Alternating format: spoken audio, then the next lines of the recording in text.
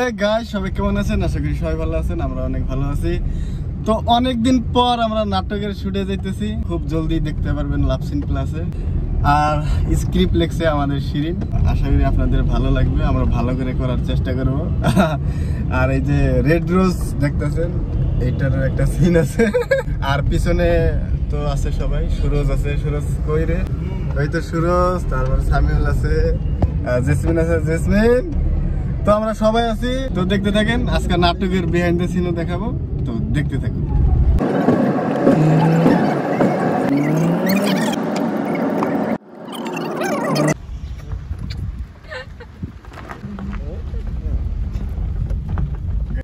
তো গাইস, আজকে মানে অনেকদিন পর নাটকের শুটে আসলাম, তো খুবই ভালো লাগতেছে।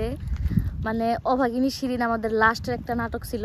আজকের লোকেশনটা কিন্তু তামাম না, খুবই সুন্দর লোকেশন গাইস, এই যে দেখতে পারতেছেন।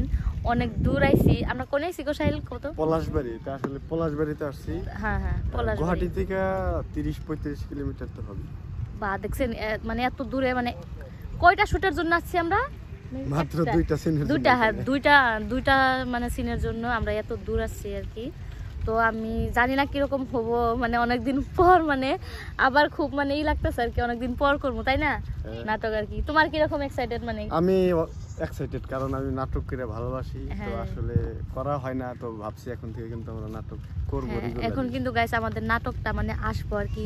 গাইস, তো আমরা রেডি হয়ে গেলাম আর লোকেশনেও চলে আসছি। এদিকে সামিউল ক্যামেরা রেডি করতেছে। আজকে কিন্তু দুইটা ক্যামেরা দেখতে পারতেছে, আর এটা হচ্ছে মাইক।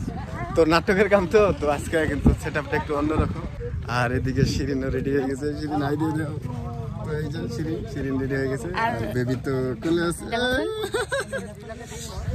তো গাইস, বিহাইন্ড দ্য সিনও দেখাবো, তো দেখতে থাকুন। অ্যাকশন। আচ্ছা বাবা, হয়েছে, আমি জানি, সবই জানি, সরি আর হবে না।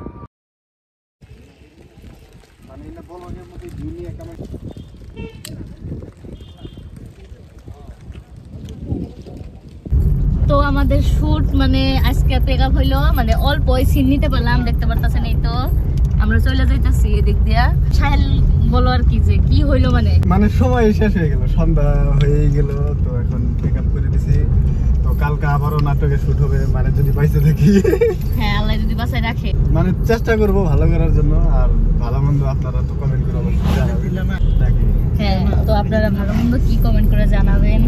আর এদিকে পিছনে দেখেন, একদম শিখর লাভার গুলা একদম ব্যস্ত। মানে কো শিখর খাইছি কো, ওই যে দেখাই দিছি।